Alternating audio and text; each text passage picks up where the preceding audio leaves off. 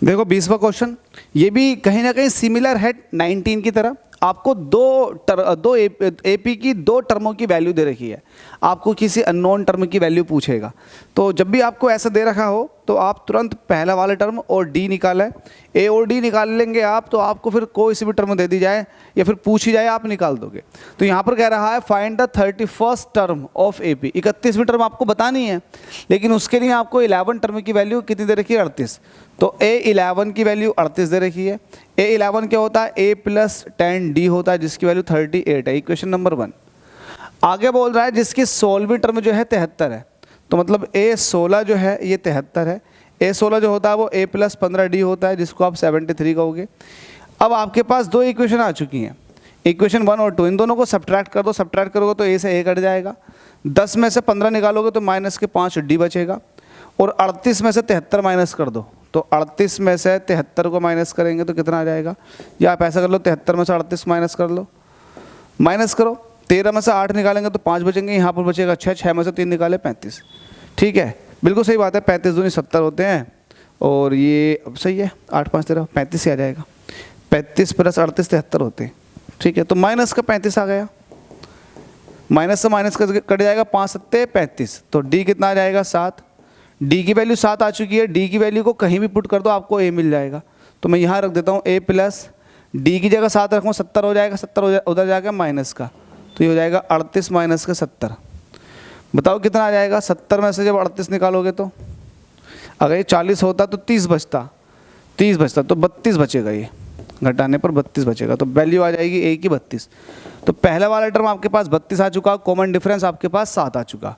ठीक है, अब आपसे क्या पूछ रहा है, आपसे कह रहा है find the 31st term of AP, 31वीं टर्म बताओ।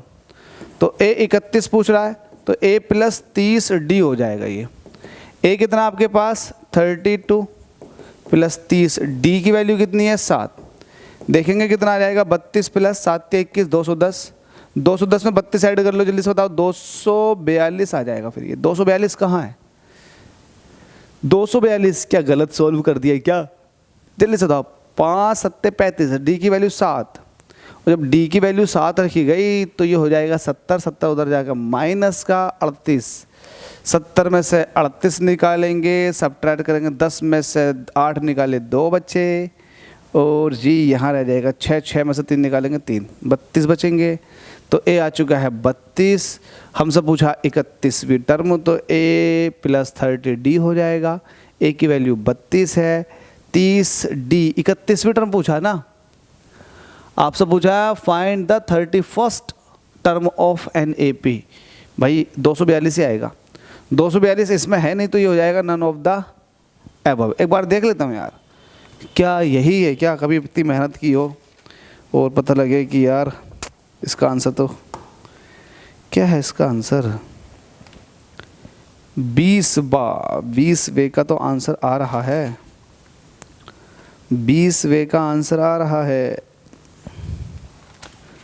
20 का आंसर आ रहा है। फाइंड द 31st टर्म, देखो मैं ही गलती पकड़ता हूँ अपनी, हमसे कह रहा find the 31st term of AP whose 11th term is 38, तो A11 जिसको आप A प्लस 10D कहोगे 38 है, इक्वेशन नंबर 1।